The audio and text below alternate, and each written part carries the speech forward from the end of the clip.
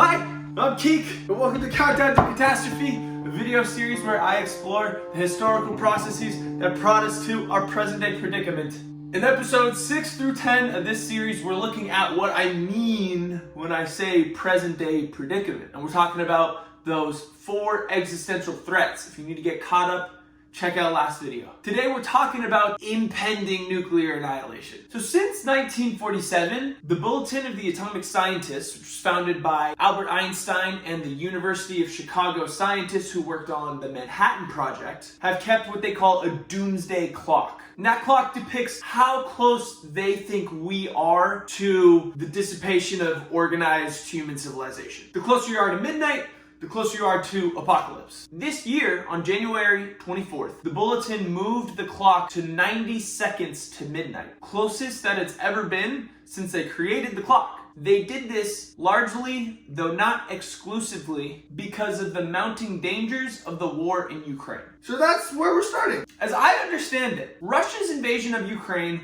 was the product of political and economic motivations articulated through an imperialist ideological framework and exacerbated by clashing Western interests and NATO expansion. And that take is gonna make both libs and tankies mad. Shut up, tankies. At the Practical Extremists, we're not in the business of people pleasing. So let's go back. In the early 90s, Boris Yeltsin, who was the first post-Cold War president of Russia, implemented radical free market reforms to the Russian economy with US support. Because of the lifting of price controls in 1991, consumer prices jumped by 2,000 times by 1994. By 1996, the living standard of the average family fell by half. All of Russia's publicly owned industries were privatized in what's been called the largest transfer of state assets to private assets in world history. To do so, Russians were given vouchers that they could use to buy stock in these industries, but they could also sell and trade the vouchers that they were given. And in a climate of economic upheaval, many people chose to sell their vouchers. Buying them up were Russians who, during the capitalist reforms of the Gorbachev era in the 1980s, had made a bit of fortune for themselves. Also, there were those who had made a tiny fortune on the black market. These Russians bought up hundreds of thousands of vouchers and essentially took control of the post-Cold War Russian economy. They're what we call the Russian oligarchs today. Yeltsin would appoint Vladimir Putin as his prime minister. And when Yeltsin unexpectedly resigned in 1999, Putin became the leader of the country. Now, Putin's rise is with the backdrop of this economic upheaval. And like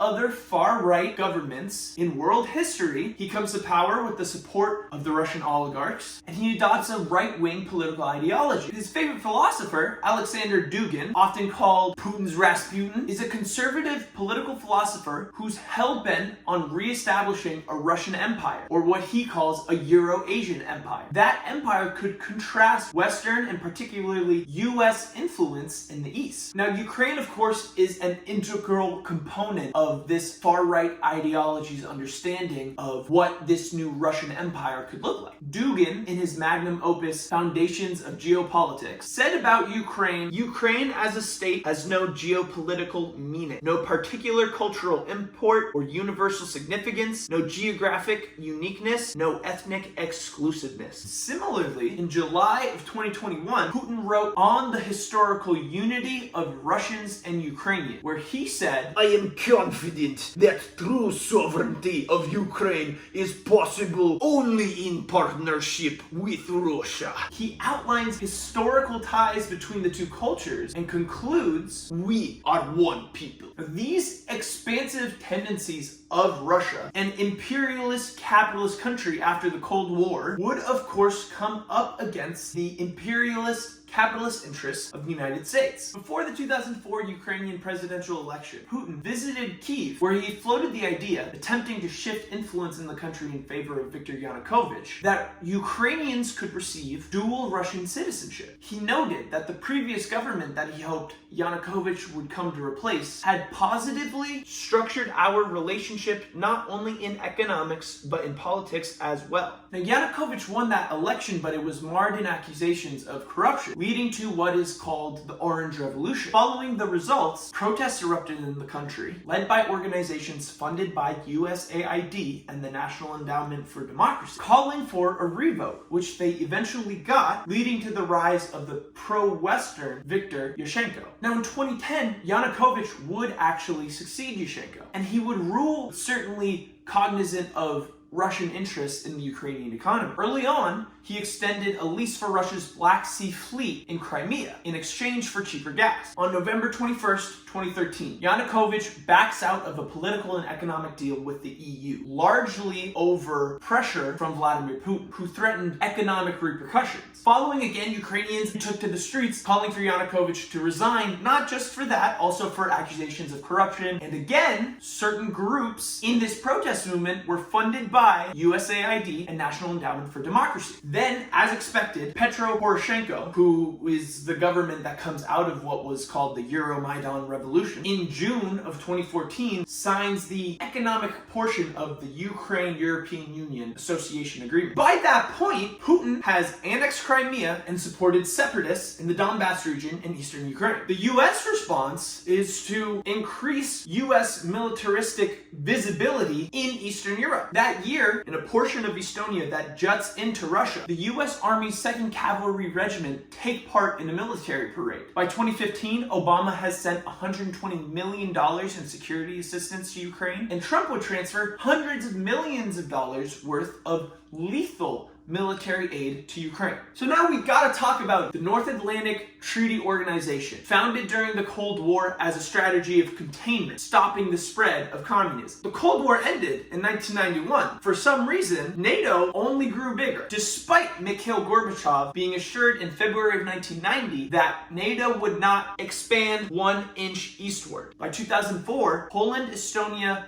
Latvia, Lithuania, all NATO member states with borders with Russia. Meanwhile, during the Cold War, there were 0 NATO operations. After the Cold War, you get operations in Bosnia and Herzegovina, in Serbia and Kosovo, where 8,500 civilians are killed. NATO takes part in Afghanistan, which is the US's longest war in its history. And of course, NATO helps unseat Gaddafi in Libya, throwing that country into disarray, creating millions of refugees, and paving the way for there to be an auction block slave market industry. Now in 1997, George Kennan, who literally wrote the blueprint for the containment strategy, said in a New York Times opinion piece, expanding NATO would be the most fateful error of American policy in the entire post-Cold War era. The reason being, such a decision may be expected to inflame the nationalistic, anti-Western, and militaristic tendencies in Russian opinion, to have an adverse effect on the development of Russian democracy, to restore the atmosphere of the Cold War to East-West relations, and to impel Russian foreign policy in directions decidedly not to our liking. Now, I've already said Russia's interference in Ukraine is spurred on by political and economic expansionist tendencies endemic to their capitalist system, and it's expressed through an imperial ideological framework. But for the liberals that think that NATO has nothing to do with tensions between the US and Russia, it would be a crazy fucking coincidence that Kennan said NATO expansion would make Russia more imperialistic and more anti-Western, and then NATO expanded and Russia got more imperialistic and anti-Western, but it has nothing to do with the NATO expansion. I mean, it's observable. In April 2008, at the Bucharest conference, NATO allies agreed they would honor Georgian and Ukrainian aspirations to join NATO. By August, Russia and Georgia were at war. Yanukovych had rejected NATO membership. And then after the Euromaidan Revolution, a bill is put into Congress to make Georgia, Ukraine, and Moldova major non-NATO allies. Again in 2019, a bill is submitted to the House of Representatives trying to honor Ukraine as a major non-NATO ally. And in 2021, not long before the invasion, Putin said, "You promised us in the 1990s that NATO would not move 1 inch to the east. You cheated us shamelessly." Now, since the invasion, hundreds of thousands of both Ukrainian and Russian soldiers have been killed, including some 10,000 Ukrainian civilians. We've seen horrible massacres like the one in Bucha, and we have seen heightened tensions between East and West, illustrated through Finland joining NATO and billions of US military aid being pumped into Ukraine, and those have translated to heightened nuclear tensions. The invasion has compromised Chernobyl and Zaporizhia, where reactors are, risking release of radioactive material, and it has also stalled negotiations on the last remaining nuclear weapons treaty, the New START Treaty, which could expire in 2026. Biden is currently trying to get an aid package through Congress, which would include military aid worth $61.4 billion for Ukraine, $14.3 billion for Israel, $7.4 billion for Taiwan, and also $9 billion in humanitarian aid for Ukrainians and Gazans, and $14 billion for border security. Joe Biden. The New York Times editorial board wrote an opinion piece about this proposed military aid package, where they said it is essential that Congress approve the aid package promptly as an investment in America's security goals. It's also an investment in nuclear annihilation. The war in Ukraine, which will enter its third year next year, is going into 2024 as a stalemate. Mass military aid to Ukraine, while 70,000 people live unhoused in Los Angeles alone, signals that the U.S. is willing to throw billions of dollars on a project that is entirely predicated on its own imperialist interests and can only have the consequence of raising nuclear tensions. Israel, despite not being a member of the Non-Proliferation Treaty, has had nuclear weapons since 1966. In November, Israel's heritage minister floated the idea on a radio station of using nuclear weapons in Gaza. And their war in Gaza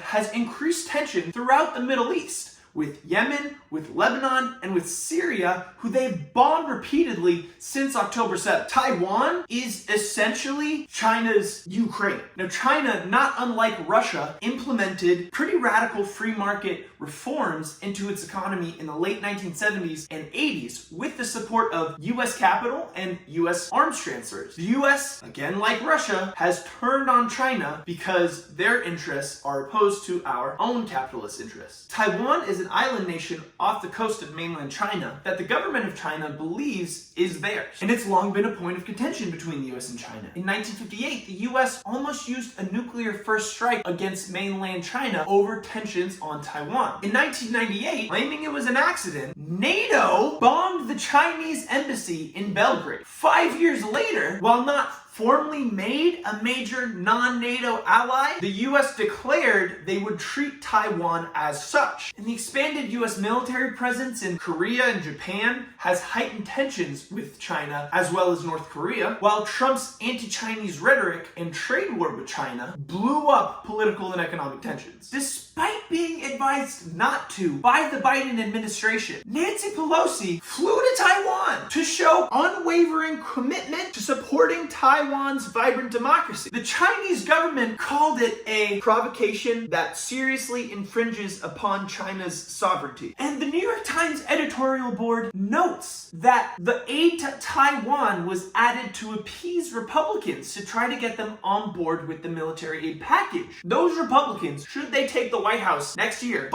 hate China and will undoubtedly see some kind of radical escalation of nuclear tensions over Taiwan that we're seeing right now in Ukraine. And a quick note on India and Pakistan, who each acquired nuclear weapons in the 20th century, neither signed the Non-Proliferation Treaty, and have both shared open hostilities and border disputes. The other main threat to organized human survival, the Bulletin of the Atomic Scientists focuses on, is the threat of climate change. And with India and Pakistan, we see an intersection of these two existential threats. Both countries rely heavily on the Himalayan glaciers for their water supply, which are melting because of climate change, with tens of millions in the region already experiencing water insecurity. Globally, there's no doubt that a diminishing water supply will lead to water wars in the future. And if they break out between India and Pakistan, which is entirely possible, it will be between two nuclear powers. So if you want to know more about how climate change might lead to our downfall, you should like, comment, and subscribe for more content, and so that publishers will look twice at my book.